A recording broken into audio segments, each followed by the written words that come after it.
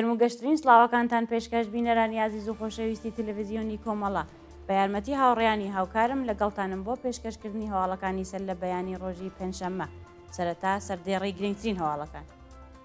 دەست بەسەرکردنی هاوڵاتیەک لە شاری بۆکان، مانگرتن لە خواردنی مورتەزا سەییدی چالاکی کرێکاری خەڵکی کامیاران، ئازادی فواد کشاوەرزی بەدانانی وەسیقە لە گرتوخانەی سەقز، ناڕەزایەتی کرێکارانی خاننشین لە شارەداری ڕوودبار، کۆبوونەوەی کرێکارانی بەشی بڕینەوەی قامیشەڵان لە حەوتتەپە، خۆپیشاندانی ئێرانیانی ئازادی خواست دژ بە کۆماری ئیسلامی لە ئاڵمان و کۆبوونەوەی حیزبە چەپەکانی سوئیس دژ بە فاشیزمی ئەردوغان.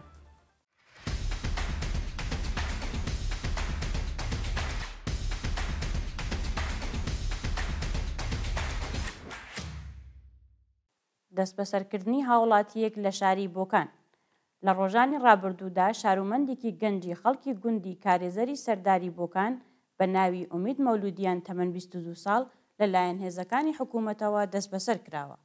بە وتەی هاونیشتمانیان، هێزەکانی ئیطلاعاتی سپای پاسداران بە بیانووی بەشداری لە مەراسمەکانی نەورۆز ئومید مەولودیان دەست بەسەر و بۆ شوێنێکی نادیار گواستووەتەوە.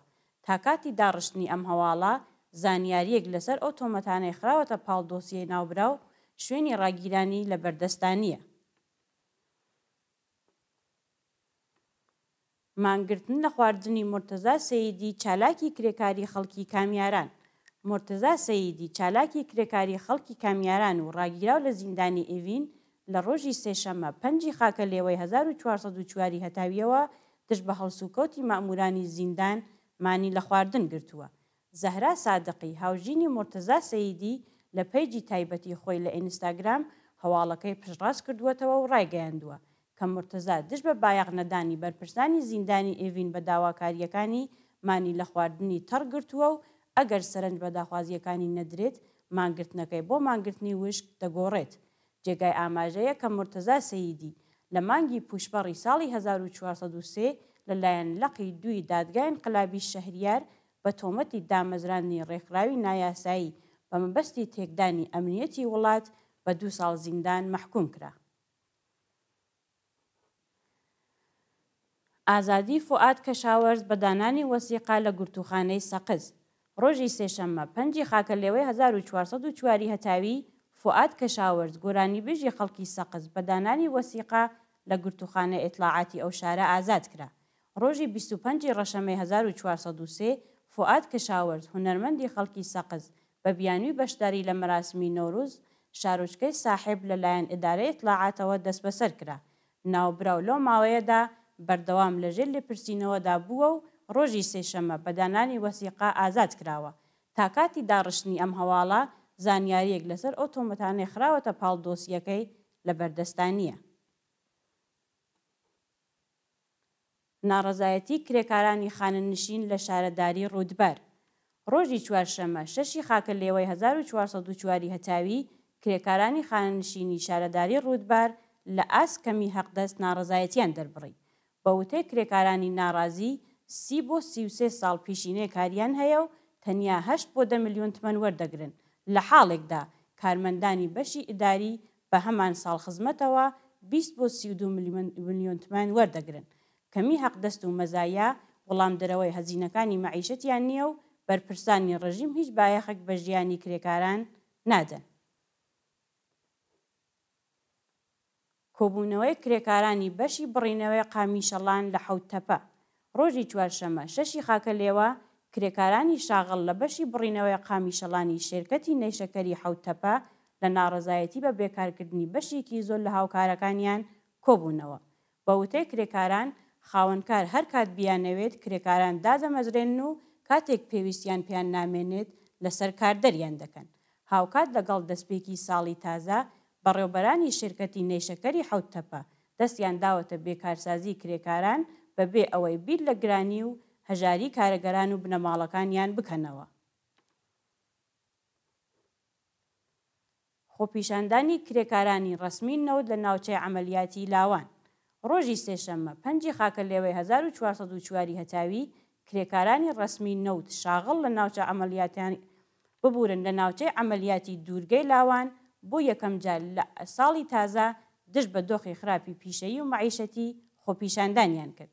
کرێکارانی ناڕازی با بەدەستەوە گرتنی پلاکارد، خوازیاری وەلانانی سەقفی حەقدەست، وەلانانی ئاستەنگیەکانی بەردەم سەنەواتی خانەنشینی، دابینکردنی بیمەی دەرمانی و ئیمکاناتی ڕفاهی لەسەر کار دوورخستنەوەی بەرپرسانی ناکارامە، وەلانانی جیاوازی، پێدانی ئەو بڕەپارە لە ساڵانی ڕابردوو وەکو باج لەسەر حەقدەستەکانیان کەم کراوە و بەکردەوە دەرهاتنی تەواوی مادەی دەی یاسای ئەرک و بەرپرسیارەتی پرسنۆلی نەوت بوون. ڕفاندنی سێ شارومەندی بەلوچ لەوانە دوو کرێکار لە قشم و ڕاسەک.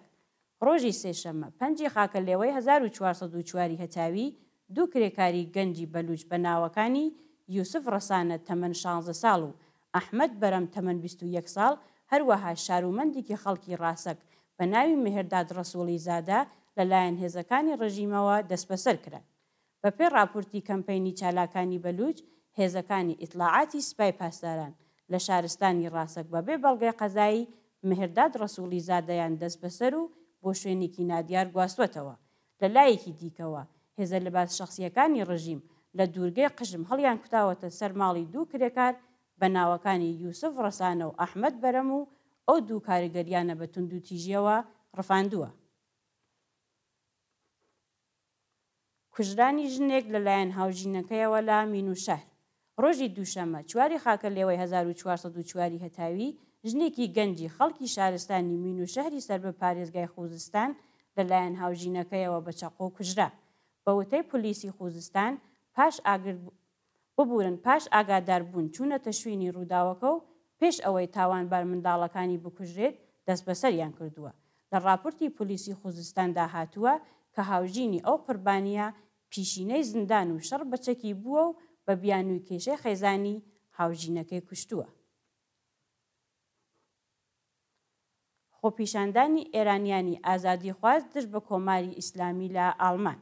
ڕۆژی سێشەممە 5 خاکە لێوەی 1404 هەتاوی کۆمەڵێک لە ئێرانیانی ئازادی خوازی دانیشتووی شاری فرانکفۆرتی ئاڵمان بە مەبەستی پشتیوانی لە بەندکراوانی سیاسی و دژایەتی لەگەڵ ئێعدام خۆپیشاندانیان کرد.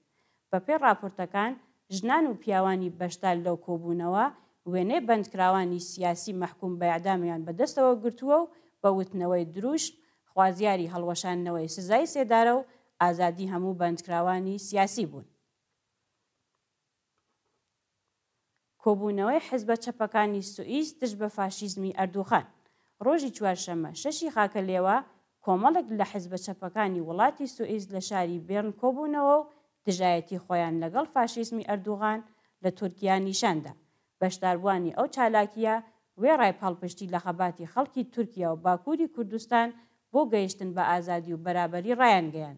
ئێستا دەرفەتێک بۆ سازکردنی هێڵێکی بەرخۆدان دروست بووە و خەباتی ئێمە تاڕوخانی فاشیزمی درێژەی ئەبێت. ڕێپێوانی کرێکارانی بەشی گواستنەوە لە هیندستان. ڕۆژی سێشەممە 5 خاکە لێوەی 1404 هەتاوی هەزاران کرێکاری شاغڵ لە بەشی گواستنەوەی هیندستان دژ بە سیاسەتی خصوصی سازی دەوڵەت خۆپیشاندانیان کرد.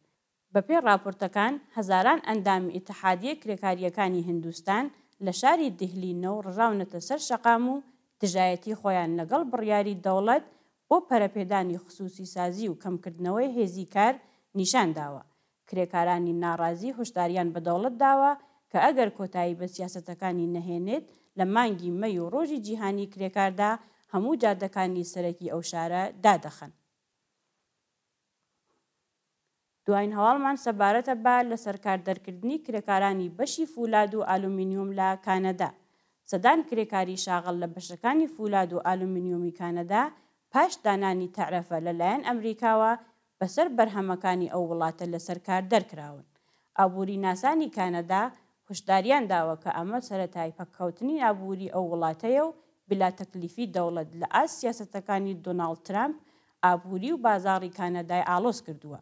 ڕۆژی 12 مارسی 2025 دۆناڵد ترامپ هەڕەشەی لە دەوڵەتی کانەدا کرد کە تەعرەفەی زۆرتر لەسەر بەرهەمەکانی ئەو وڵاتە دادەنێت و مارتین وارین بەڕێوەبەری شێرکەتی یونایتید ئیستیل کە 225,000 کرێکاری هەیە ڕایگەیان تا بە ئەمڕۆ 200 کرێکار بێکار کراون و لە ماوەی 3 ڕۆژی ببورن لە ماوەی 30 ڕۆژی داهاتوودا شەپۆلێکی بێکارسازی کرێکاران لەو وڵاتە دەست پێ دەکات. بینەرانی عەزیز و خۆشەویست هەواڵەکانتان پێشکەش کرا هەر شاد بژین.